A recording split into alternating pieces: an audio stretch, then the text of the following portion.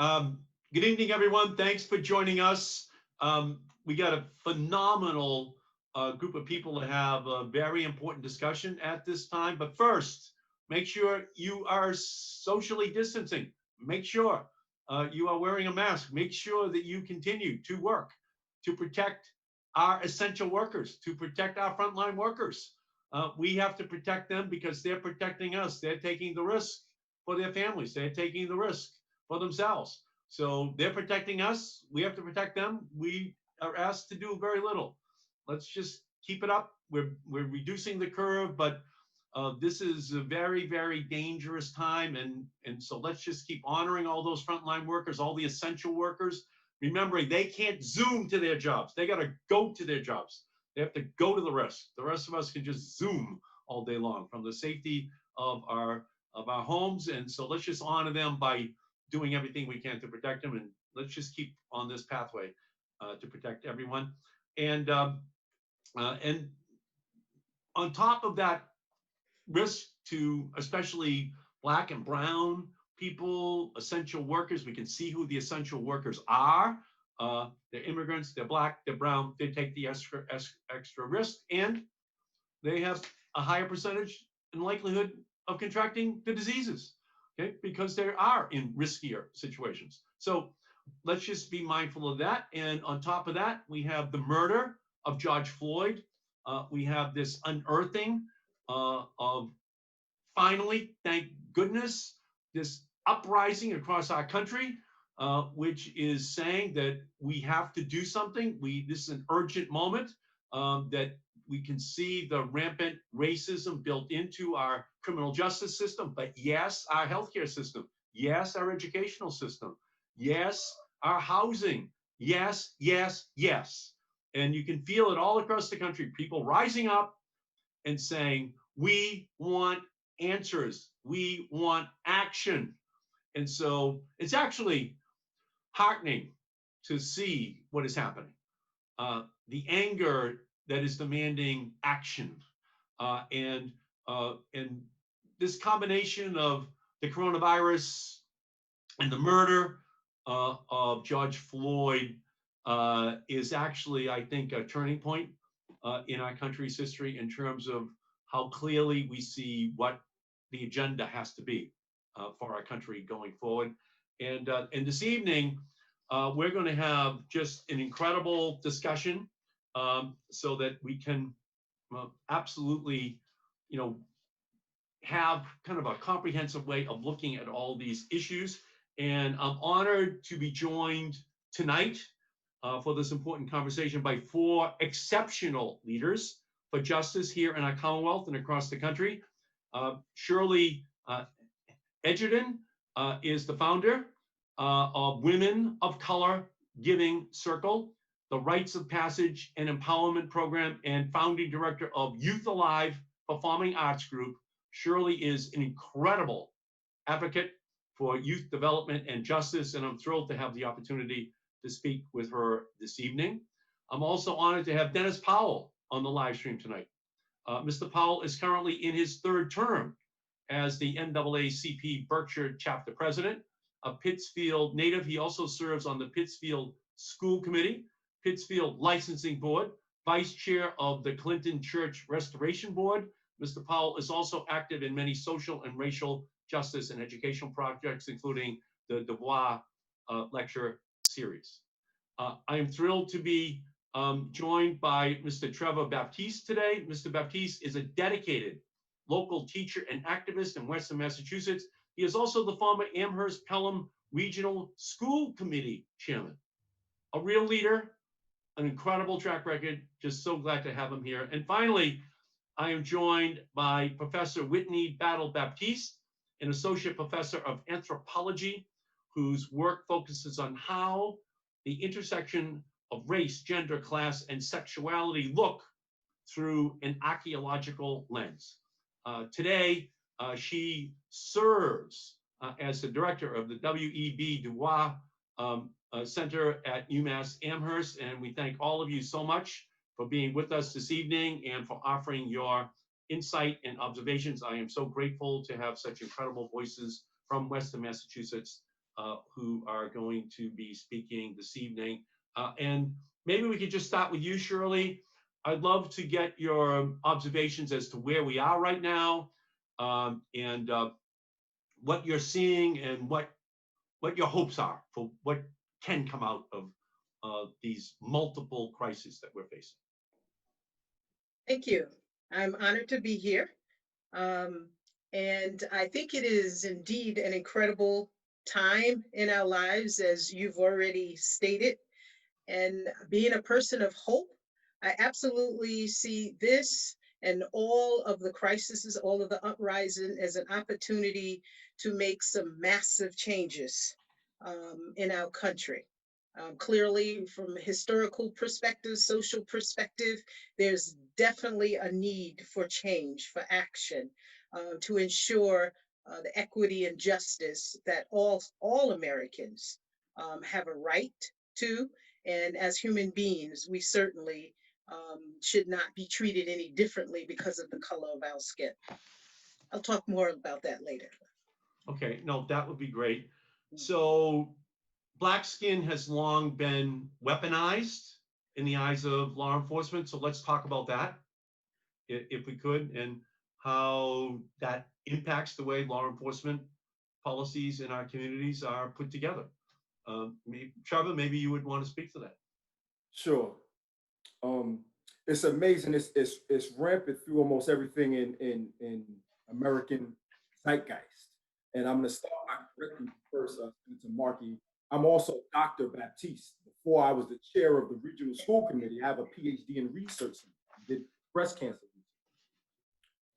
Part of my impetus for how I move in the world is the fact that at my age and my educational rank, I'm seen, especially in Western Massachusetts, as sort of a unicorn, a Black man with a PhD that's civically engaged, that's doing things.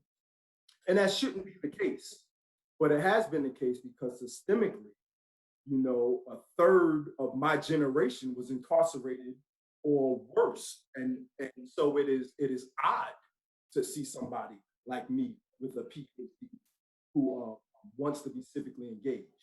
The reason that I want to be so civically engaged is because I have children and I know what it took to go over all of the different pitfalls and traps for my generation. And I want to prepare the world for the next generation, my generation. The amount of energy it takes to do that is something that if you don't have to do it, you may not recognize, know, or understand. But for everybody who has tried to protect their children, for everybody who's tried to affect their world around them and influence it, which is supposed to be the calling of all Americans to do, a government of we the people.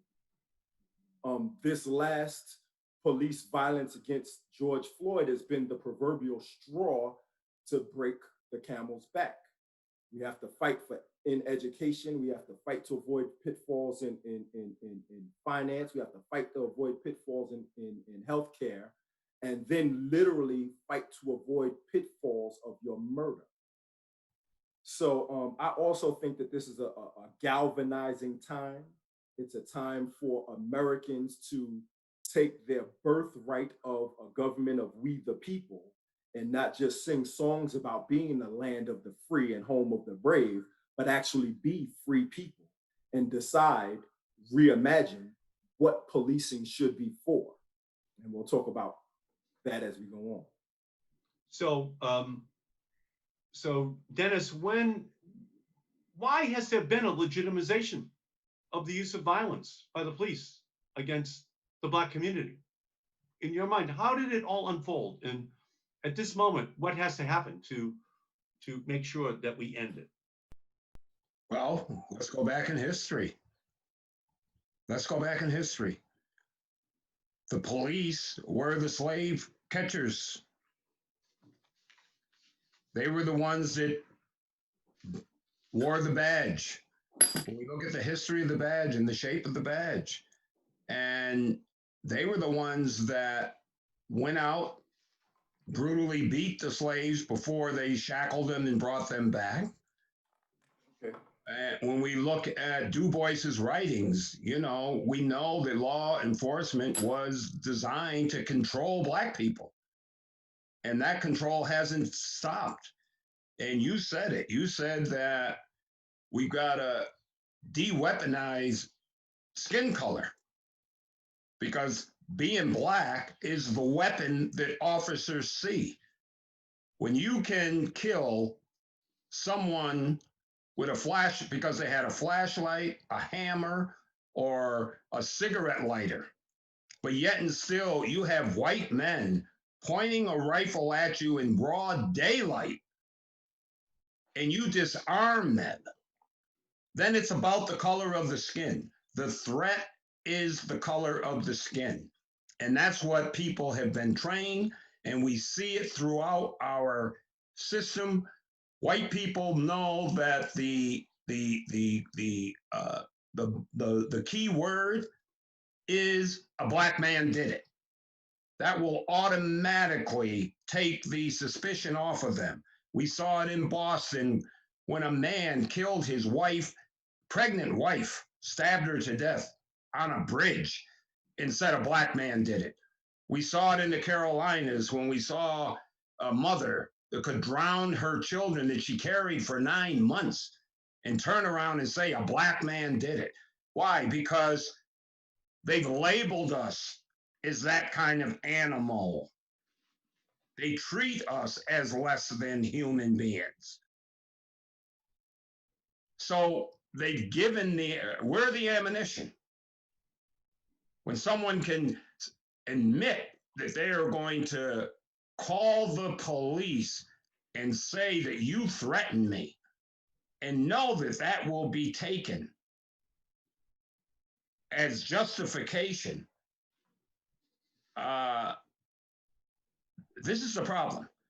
And to see someone like Floyd, who was already handcuffed, not a threat. When someone's running and gets shot in the back by police, where was the threat? I'm constantly being told that officers' training is to eliminate the threat. Where is the threat when someone's running away from you? How are you threatened? You know, to the point where you put that many bullets in them. You know, this is the problem. And it goes way back in our history. You know, we say 400 years. 400 years hasn't ended. It's still continuing when we see what's happening to Black people throughout our world. And what I'm really inspired about today and why I have hope, like Shirley and so many here, this is different. This is different because the world has taken notice. The entire world. And the beauty of this, why I have the hope, it's the young people, the future runners of the world that are saying enough is enough. They are organizing, they are using their voices, and they are a force to be reckoned with. And we don't want words. We don't want them to say, well, we need action. We want to see the action. We want to see change in the way policing is done in America, period. Thank you. And you know, Dennis, you were referring back to that case in Boston when that was the Stewart case. I think that was the one that you're referring to, where the guy kills his pregnant wife and then says he got attacked by a black man. That's who really did it in the car. And then everyone's looking for someone. The police leaked the name Willie Bennett. We think it's Willie Bennett. I think, is that the case you're talking about? Yes. Where Yes. now the whole city is looking for Willie Bennett, the black guy, when the husband did it the whole time. But how could a white guy ever kill his own wife? Huh? That was a whole bias, a whole presumption that was built into that case. As if white guys aren't known for killing people. As if white guys aren't known for killing people. Yeah, just incredible. It's incredible. So Professor Battle-Baptiste, um, if you are here, we would love to get your comments. I will tell you what I did with Cory Booker, senator from New Jersey, and with Kamala Harris, the senator from California. Last week, we introduced on Tuesday legislation to repeal qualified immunity, which police officers receive in cases where they murder an innocent person, that they cannot be sued by that family in order to ensure that there is accountability for that family. And so we're now working, Cory Booker and Kamala Harris and I, to repeal that doctrine once and for all. If you are there, doctor, I can't see you, but love for you to get into this conversation. Yeah, I'm here. I think that the time to understand the historical relationship that Dennis was just talking about in terms of how policing has been about social control. And the idea of policing, I grew up with, I'm the granddaughter of folks who came from the South during the Great Migration to escape Jim Crow and settled in New York City. And when I was injured really badly, my mom called my grandfather, and my grandfather said, all right, I'm gonna take her to the hospital. I come from people who don't call the police when something is wrong.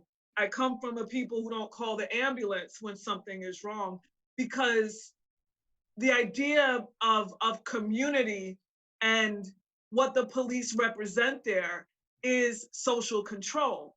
And I think that not only do I understand that from a very young age, that police weren't necessarily there to serve and protect me, I also understood that there are alternatives to the way in which we can help each other. The police are not often, or I don't know, sometimes they may be trained to help with folks with mental disabilities, right? Mental illness. Yet, when I was growing up in New York City in 1984, Eleanor Bumpurs was killed by police. And we have several, but we didn't have video of that. We didn't have a cell phone handy. We didn't have witnesses. This is the difference in this moment. The difference is we now have the video, even though we thought Rodney King's video would have changed everything, but apparently it didn't. But these videos are coming out, and these are the things that we know about. No one was able to see any video of Breonna Taylor's murder. And I think that in her own home, I think that what we need to understand is that there are alternatives to policing. And I'm not really sure if we're at the point of reform. I think that we really need to question why we need to militarize our police forces. Why in a protest do I have to look at you in fatigues and with riot gear when this is an uprising, when this is a cry out for justice, for an unjust system? And then at the same time, you don't think that I see you as a part of the society in a positive way. And I think that we have to understand that it's a little too late to talk about reform. I think we've gone down the road to the point where how do the citizenry of this country trust the police? How do we now let go of what we've seen, knowing most likely they will all be acquitted? How do we trust? And trust can only, I don't, I didn't think I was as radical, but reading as much Du Bois as I have, I realized that he was talking about police and not trusting police as early as the 1870s and 80s. And so we have to understand that our history is taught to us and passed down generationally when your skin is the color of ours. And now, for the first time, it's people who are recognizing that even if their skin is not brown or black, that they now have to step up, because if it's us now, it could be them tomorrow. And I think that's very, very important. Yeah, can I follow up on what you're saying? Just go to you, Shirley. Um, how does the training of police in our country result in then their practices of brutalizing Black and brown people? And what would you recommend for what the training should be going forward? What would you like to see inside of this country in terms of what is mandatory, in terms of what that training looks like? Because it's pretty obvious that there is a sizable percentage, of police that unfortunately think, that brutalizing Black and brown people is just part of their job. The numbers are just incredible in terms of how many Black people get arrested compared to white people. I think it's 5 times as many.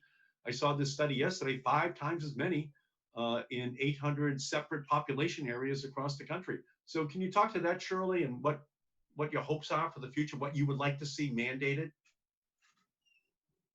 Well, it's the history of police in our country has been eloquently discussed already.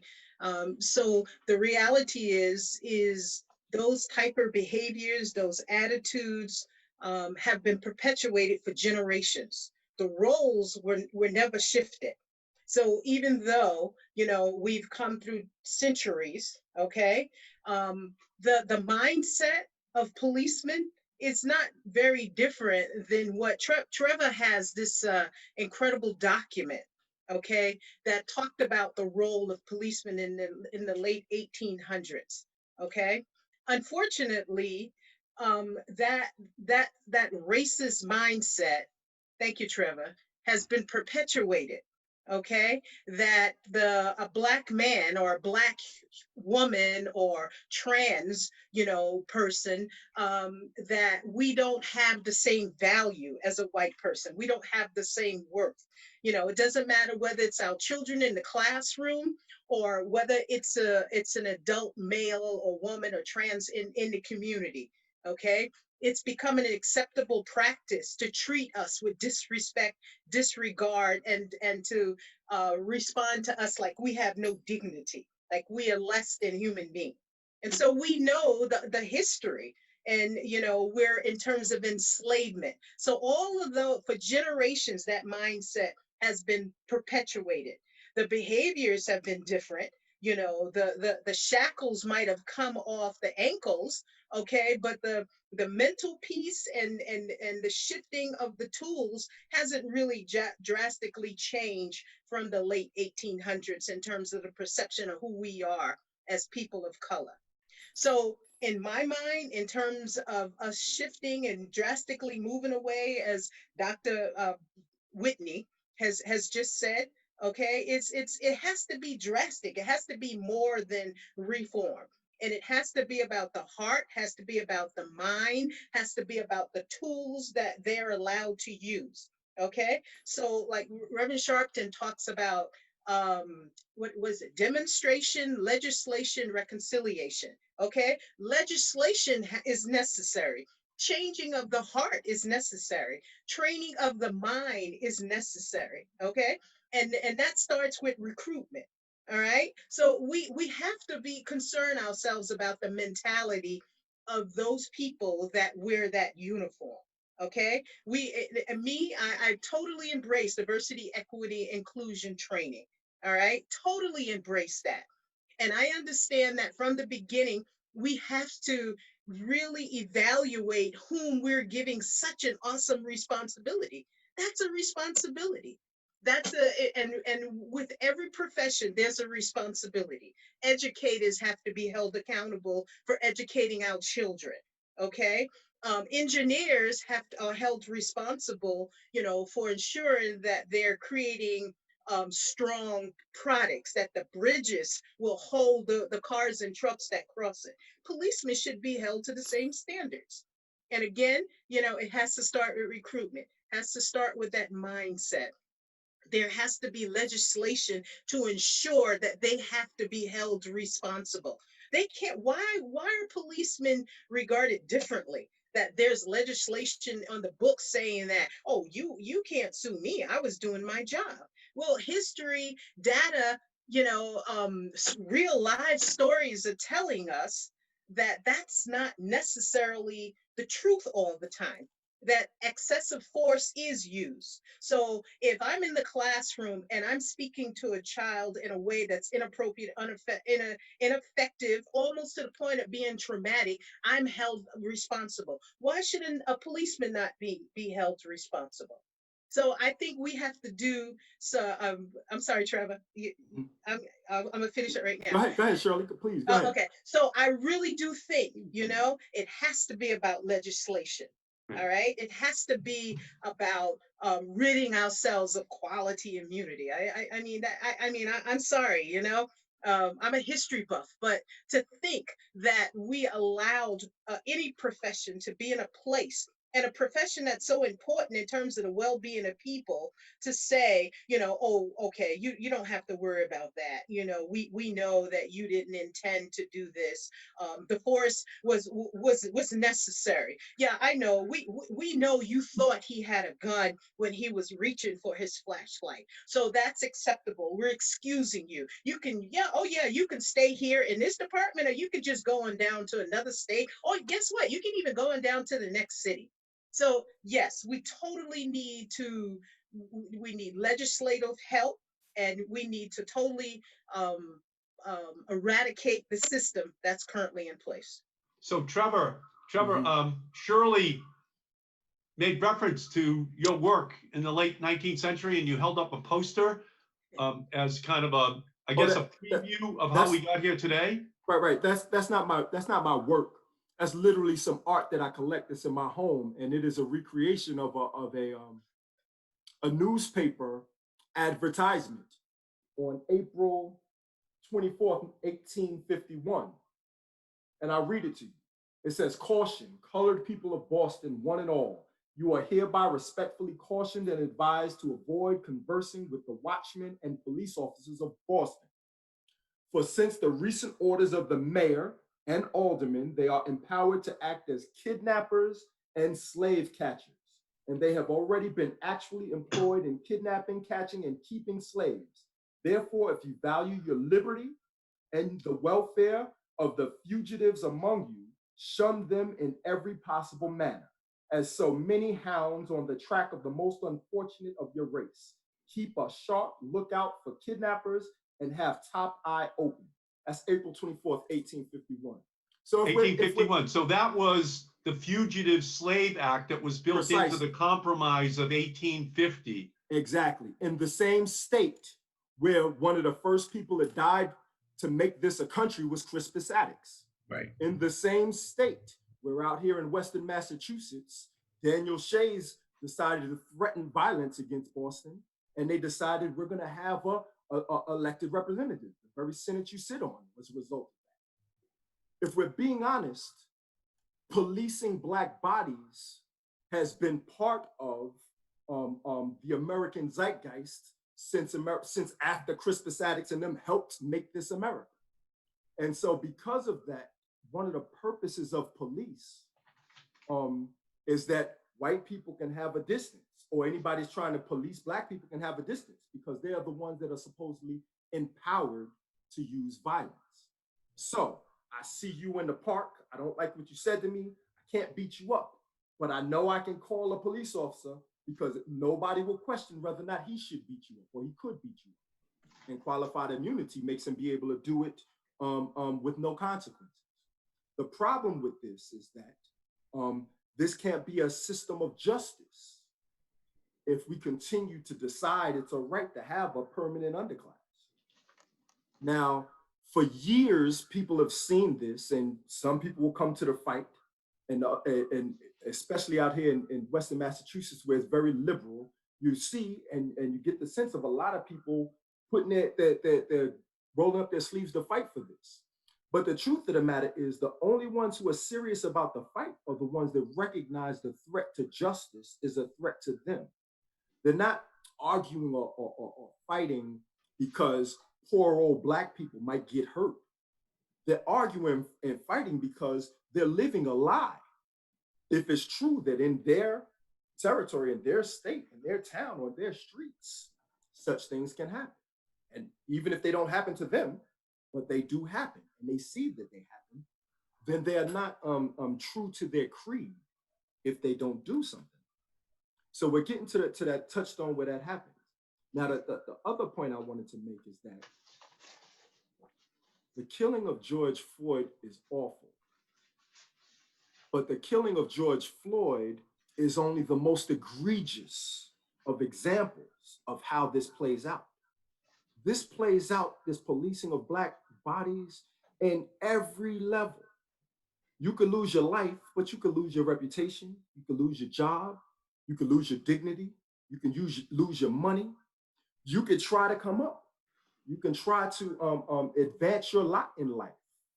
And because of somebody else deciding to police you, decide you're not supposed to advance. There are all sorts of subtle things that are also symptoms. The same kind of symptoms that we see resulted in the death of George Floyd also results in poor education, also results in poor health care. Death is the most egregious and obvious and glaring example of how this plays out.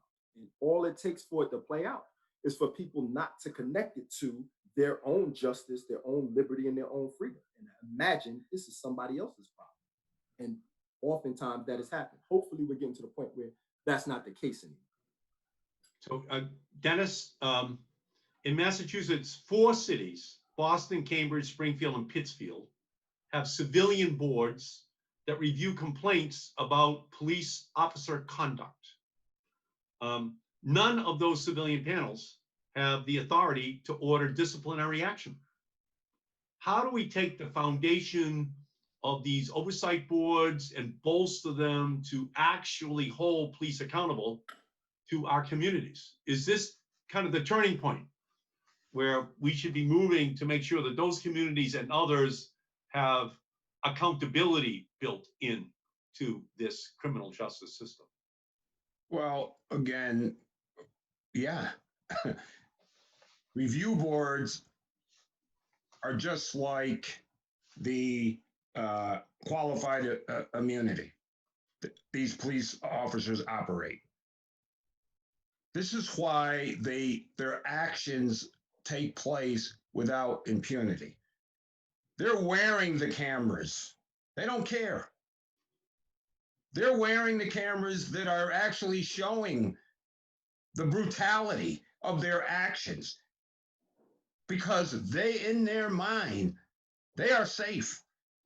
They have gotten away with it so many times. Those 4 officers had their cameras running that attacked Floyd.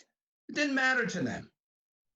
And when you look at review boards without accountability or action, half of them don't even function. They don't even meet.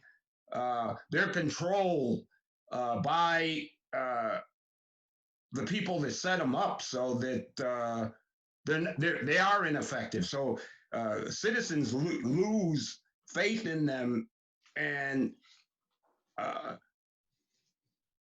they are, people volunteer. I mean, I'm president of the NAACP, not because I get paid, but because my passion is justice and equality for everybody. And it's hard work. But when you're asked to sit on committees and the committee has no account, there's no function, you have no power, and we keep hearing even in our community, it's because of, what do they call it?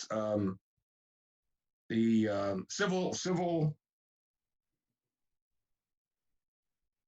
I'm having a senior moment, sorry. It's all right. I think you might be talking about the qualified immunity that they can't be civilly Civil charged. service. Civil service. Civil service. We're always told that civil service won't allow that kind of policing oversight to take place. Civil service won't give citizens the power to review and to ask for investigations and so on and so forth. So And it's amazing that that can be justified when we have a government set up with checks and balances. It's like there's not enough civics that everybody doesn't understand. There is Right. no authority that doesn't come from the people. And the way our system is supposed to be set up is checks and balances. So if police have authority to be violent, then what is the check or the balance? And it can't be the police. Yeah, and that's what these so-called uh, uh, oversight boards are supposed to be. But how can you be that with no authority? So Right. there is no checks and balances. You know, it's there. We've got it. You know, it's on the books. Everybody feels good. And this is why we have not moved forward. This is why there is no advancement. You know, uh, so until that happens, it's we the people. And until we get back to we the people, we're not going to see the kind of change and it's policy. It's policies that created all of this. It's you lawmakers that need to undo the unjust laws that you put in place that gave the policemen this autonomy that they know they have. And that is what Cory, yeah, thank you. And that is what Cory Booker and Kamala Harris and I are going to try to do with qualified immunity. And we think the time has arrived and that we have a moment where we have an opportunity to do something. We hope, and we're going to fight very hard to accomplish that goal. If I may, Dr. Battle-Baptiste, this whole discussion that's now opened up about reallocation of resources from the police over to other community-based programs, you know, that are essential to ensuring that the community knows that the city, the town really cares about them and is investing in them. Can you talk about what you would like to see happen in that field? Yeah, thank you for that question. The idea that we would actually fund social workers, people who are trained to help with mental illness.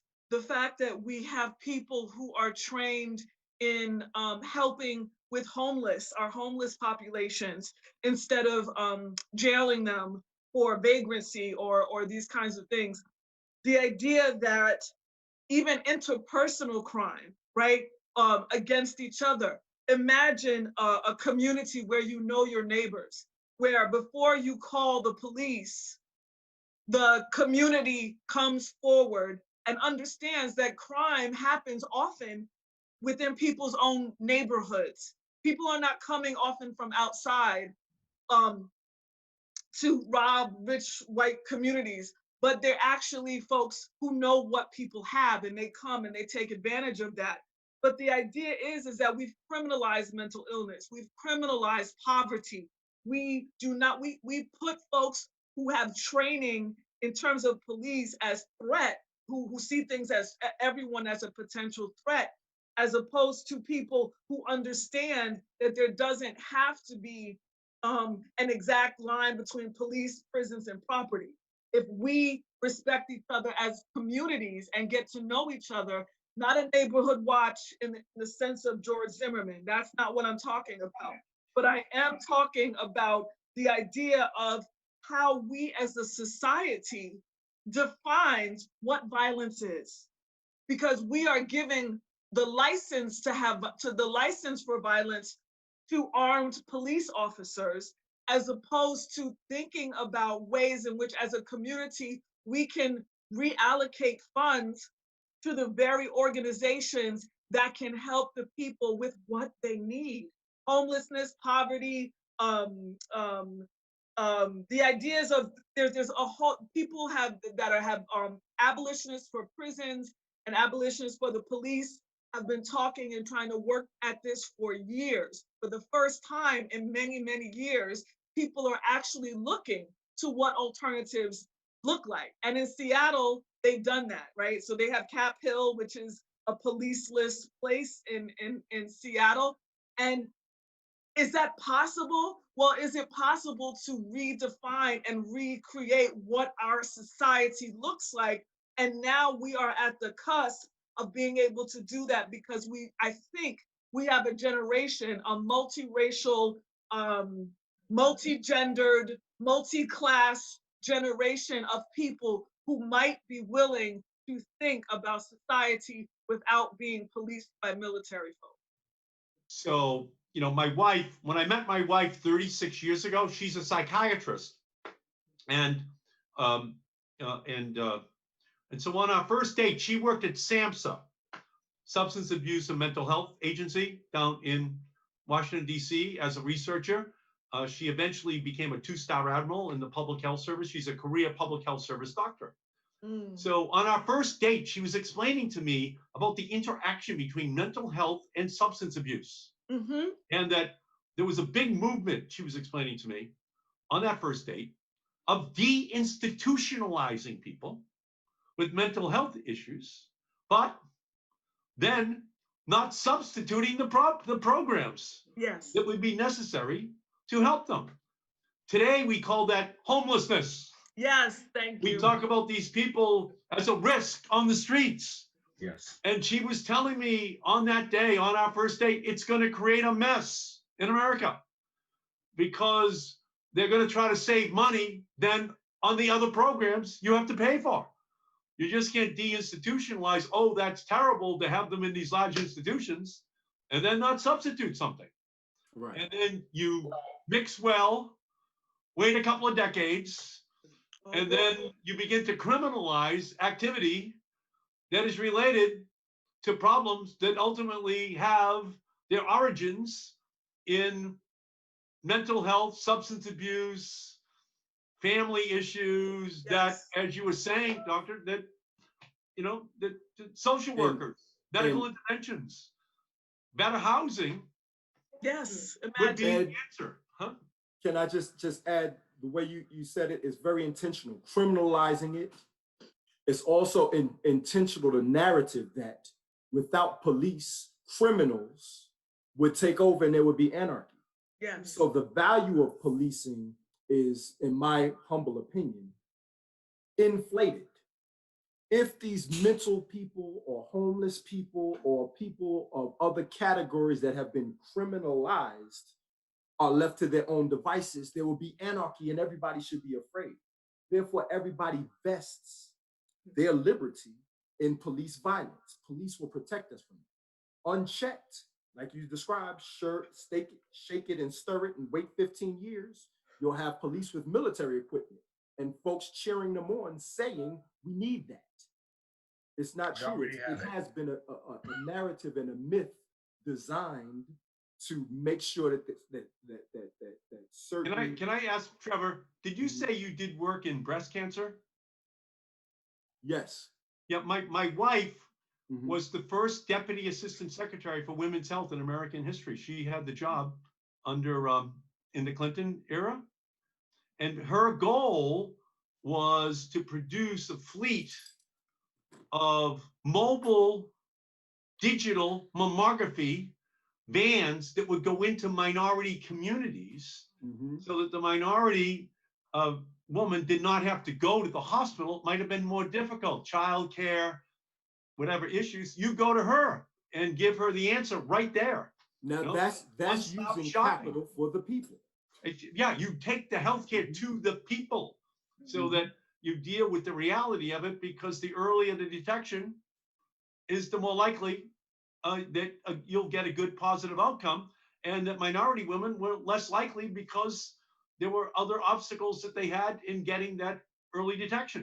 So in each of these instances, we can see how our system is structured in a way that it advances the educational or the healthcare or the criminal justice goals of a white community, a suburban community, but it doesn't make the changes that are necessary to make sure that the same kind of benefits are there for the minority community. Well, I would argue that ultimately it seems like it's benefiting a white suburban community but ultimately it will defeat a white suburban community.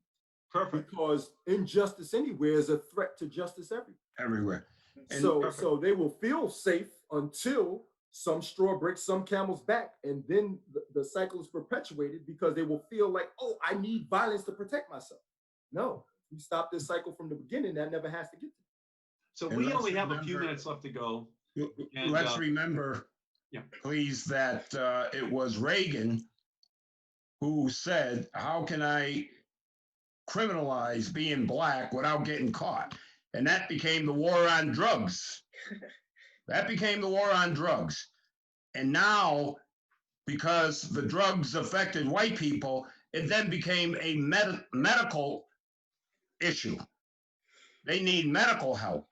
But when black people were forced, and it was put into our communities, systematically designed for that purpose, that's when the jails filled up. That's when the whole prison, school to prison pipeline, so this has all been designed. This is the system, and that's what's got to change, because it has been our leaders that has also continued to perpetuate that blacks are the threat. I mean, people treat their animals better than they will treat black people.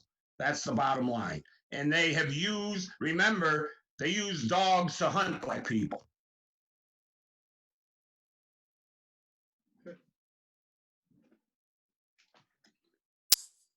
Thank you so much. I just lost you on Zoom. I apologize to you. Zoom is the organizational principle of our lives, and so I just got disconnected there for about 20 seconds. Thank you, Dennis, so much. Yeah, Trevor. I don't want to put you too much on the spot, so please feel free not to answer this if you want to. I'm speaking this way to you because I voted for you. You're a senator of my state. There's only 100 people on the planet that are senators of this state, of which you get to interact and talk with. I know we're in a hyper partisan thing where folks kind of caucus on their own and don't talk. But my to the extent that you can answer this, how would you categorize or characterize the civic nature of senators writ large? Do senators really think about local populaces and local needs, or do they think about industries and policies that affect industries or policies that affect people? Now, of course, I'm not asking you to be specific about anybody, but just in your moves through the Senate and at your state where you are in the government. I've been an elected official on a super hyper local level. You're it on a federal level, and I'd like to compare notes. Okay, here's what I would say to you, Trevor. Mm-hmm. And I don't want to make this excessively partisan. Right. But we've got two parties in the United States. One party is controlled by Donald Trump, and it's playing to the worst, most bigoted, racial, sexist, gender, stereotyping that the most conservative white Americans will respond to. And we have a president who is going to run for re-election on that theory. He just doesn't care. He's going to Tulsa, Oklahoma, to have a rally in Tulsa, Oklahoma. During my Juneteenth celebration. So he's going to do it in Tulsa, and he's going to ask everyone to come to sign a waiver in case they get coronavirus and die because they're so close together. That's the president of the United States in June of 2020. That's where we are. And his party is supine in their resistance to him. There's an occasional voice on a particular issue or two. A couple of people said something when he cleared out people to go across the street into the church. A couple of them said, well, that's not right. But this party is controlled by Donald Trump, and he's put together a party of people who agree with him. That's what we have to deal with. We have to deal with the reality is they agree with him. These people who show up at the rallies, he's not some kind of Svengali who's convinced them to think these things. They come already convinced. So we're in a fight with these people. The fact that it's 2020 and we're still debating taking down the statues of Confederate generals. My great-grandfather got off the boat from Ireland and joined the Union Army from New Hampshire and fought for 4 years down there and beat the Confederate generals. And the generals still have their names on army bases all across the South. My grandfather is spinning in his grave. How is this 2020 and the South still refuses to deal with this issue until George Floyd? Thank God. So my answer to you is, yeah, when we have lunch, and we have lunch every Tuesday and Thursday, the 47 Democrats. And actually, you'd be proud to be in these lunches because you'd hear Kamala Harris up. You'd hear Cory Booker up. You'd hear people, you know, who actually represent very tough states who are Democrats, but they're running on all the principles that you believe in, and they might lose their seats. We might lose our seat in Alabama. Senator, Doug Jones. It's just an incredible, it's an incredible difference between the two parties. I hate to say it, but it is. It is, okay? And so I don't know what they talk about in their caucuses, but I know one thing. They don't talk about reining in Trump, not in public. Maybe privately they mutter to themselves under their breaths how much they don't like him. They don't like what he says, but in public. And what's the difference? If you're not doing it in public, what's the difference? It only matters what you do in public. It only matters that we're public officials. You can have all your views in private that you want. So my answer to you would be, yeah, there's a Dickensian quality to the world that we're in. It's the best of times. It's the worst of times. And so we look at this and we say, it's the best of times. Look at all the people who are out there. It looks like a rainbow coalition out on the street of every single city and town across the country rising up. And yet you have Trump with his polling saying, we got a winning strategy. We're going to go to Tulsa, Oklahoma on the anniversary of an atrocity. And we're going to try to capitalize on how angry we can make conservative white people in our country. And by the way, I just saw today that he's picked Jacksonville, Florida, on the same day as another atrocity, the anniversary. That's the day that they have selected. So the way I see it is this. We're at a turning point, Trevor, and it's up to us. This is our historic moment. This is 1968. This is 1932. This is 1860. That's where we are. We're at that year. And it's up to us. And we have to be the ones that organize and not agonize. Because, and I can tell you the truth, you look at even the elected officials in Massachusetts now, you can see how quickly it's changing. That it's women, it's minorities, it's becoming a very rapid change, which is taking place. And we have to accelerate it. And the way we're going to accelerate it is fumigating the country of Donald Trump. He's a racist. When have you ever been able to say, the president of the United States is an outright racist, right? I mean, it's just absolutely unbelievable. So we've been able to say that before. He's even worse than a racist, though. He's literally anti-American. I mean, you might not agree, Ed, but there's been some racist presidents. Oh, there have been. Oh, there've been slave owners. He's also an anti-American president. But you know what? They tried to hide it. Right. This guy, I don't know if you saw what Kamala Harris tweeted out today. Kamala Harris said, he not only is not fighting the remnants of the Confederacy, he wants to have a reunion and a welcome home party for the Confederacy in Tulsa. And Kamala was right. So who has done that in the last 50 years in America, right? So it's poisonous. And I'll tell you the truth. My greatest fear is 9, 10, 11, 12, 13, 14-year-old white children are being given permission by the president of the United States to think this way, to say these things, to act on these things. We're not going to be able to wash that out by one election.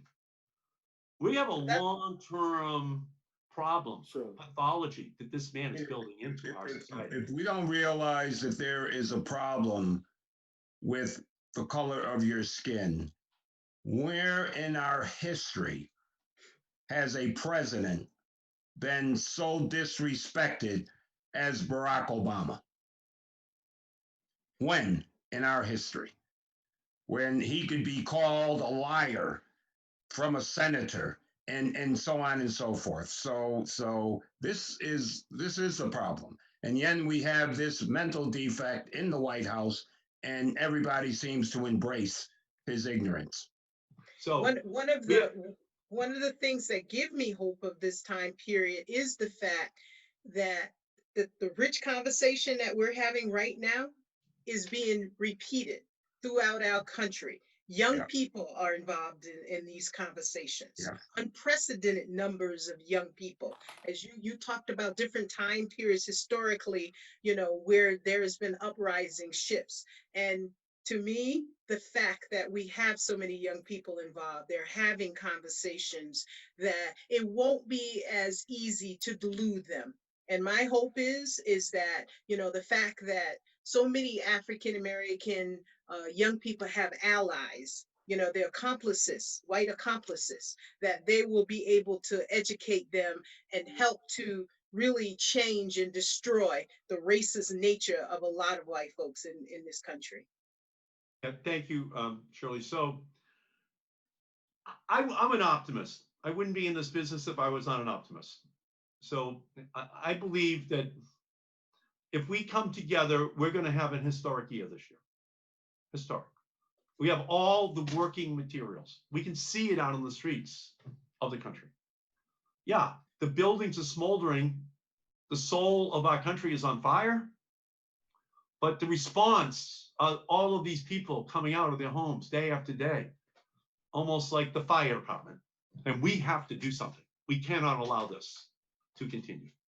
So that makes me feel optimistic. When I was graduating from college, it was 1968. The cities were burning. At Boston College Law School, the year before I arrived, there was like a small handful of African Americans and a small handful of women. But 1 year later, when I was starting, all of a sudden, 10% of the class was African American. 10% of the class was women. Did they get smarter in 1 year? No. The whole orientation changed. Oh my goodness, we have all these great schools out there. Maybe we can find some smart young men at Morehouse. Maybe we can find some smart young women at Spelman. And all of a sudden, they're arriving. And matter of fact, my classmate is Bobby Scott, who's a congressman from Virginia. The year before, he probably wouldn't have been in my class. Now he's a congressman. He's going to law school. So we've come a long way since then. I know that, my wife was a physician. She said that only 10% of the class was women when she started. Today, half of the class is women. Today, half of the class in law school of women. That's a long way in a short period of time. But we have more work to do. And Donald Trump is giving us our homework assignment every single day. Okay? He's giving it to us. And so the good news is that we have the working material. This beautiful conversation we had, is evidence of that. We can see the agenda. We can see what we have to do. So all I can tell you is, and I'll finish with this little story. It might be interesting to you. So there had never been a Black law professor at Boston College Law School. And so all of a sudden, in my first year, Herbert O. Reed, the constitutional law professor of Howard University Law School, is my constitutional law professor. He's going to be visiting Boston College Law School for a year. How good is Herbert O. Reed? He was the number 2 name on Brown versus the Board of Education. Number 2 lawyer. Thurgood Marshall 1, Herbert O. Reed 2. He was Muhammad Ali's lawyer to get him reinstated as the heavyweight champion. He was Adam Clayton Powell's lawyer to get him reinstated into Congress. Herbert O. Reed. So He's not teaching constitutional law the way the white professors were teaching constitutional law. So we're in about 4 months, and he keeps telling us about how hard it was a year before, just 1 year before. And by the way, here's the name of the case: Powell versus McCormick. Who was McCormick? John McCormick of Boston, the Speaker of the House, who had led the effort to exclude Adam Clayton Powell, the black chairman of the of the Education and Labor Committee, from Congress. So Herbert O'Reed says to us, "Oh, is this amazing? No white congressman had ever done anything bad enough to be excluded in 200 years. And all of a sudden, one black guy gets to be the chairman of the Education and Labor Committee, and he's out." So he then explains to us, but you got to get standing for this case. You need standing before the Supreme Court. And so he keeps explaining to us week after week. And so finally, because in a law school class, you know, half the class, they're sons of lawyers. So they don't want the answers. So one of them raises their hands and says, "What is the definition of standing, Professor Reed?" And he says, "Well," he says, "when I was a young lawyer graduating from Harvard Law School, one of the first 5, I would have cases and I would go in, I'd be well prepared. The judge would look down and he'd say, 'Young man, your client does not have standing.' And now," he says, "I've been around a while. You know, Brown versus Board of Education. Now I get some clients that are right on the line, but they know who I am. And the judge will peer down over his glasses and he'll say, 'It's a tough case, Mr. Reed, but I think your client has standing.'" So the definition of standing is you have standing when the judge tells you you have standing. And all you white guys in this class, this is what he said to us: you were born with standing. You were born. Wow. Your job for the rest of your lives is to get standing for everyone who's not a white guy in this country. You were all born with it. Wow. And so he gave me my agenda for my whole career.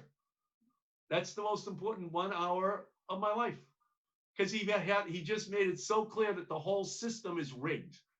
I'm And so it's glad you man-made. shared that story. Excuse me? I'm so glad you shared that story. Yeah. So Yes. Professor Reed and I, we were buddies. Yeah. We were buddies. He and I became close friends. You know, he became kind of the greatest teacher of my life. And it was all in that one moment. You have standing when the judge says you have standing. And so for me, that's where we are. We got a whole bunch of additional people we got to get standing for by the end of 2020. And they're all out there on the streets. The Floyd family is speaking for every other family that says you can't have a police officer murder a loved one without accountability. We can see the gay and trans community say, "Give us justice, give us standing, allow us to protect ourselves." You can see they're all up, right? And it was tough for the earlier generations, and it's tough now, right? But we have come a long, long way. And I am a product of what Herbert O'Reed taught me, that 1 hour class, right? And by the way, he won for Muhammad Ali. He won for Adam Clayton Powell. He won for William Kunstler, the Chicago 7. He got him off, you know? So that all happened 1 year. And he was making this whole, you know, historical arc of the moral universe bends towards justice, but you have to put your hands on the arc of the moral universe and bend it down with a whole bunch of other people at the same time. That's his message to us, huh? And that's how I see where we are right now. That's the moment. So he was my greatest teacher, Herbert O'Reed. And so that's what I've tried to do with my whole life. And that's, you'd be gratified by how many people want to help the people, Trevor. But it's going to require us to do everything we can this year to not agonize, but organize and get out there. And we can do it through Zoom across state lines too. We can help other people organize. So here's what I'd like to do. I thank all of you so much. And I'd like you, Shirley, if you could, maybe you could just give us the last word, Shirley, to wrap up this fabulous meeting. Well, I'm grateful to have this opportunity to have engaged with all this brilliance and to hear your passion. I'm a major supporter, and as Trevor said, definitely, have voted for you and have no intentions of changing that.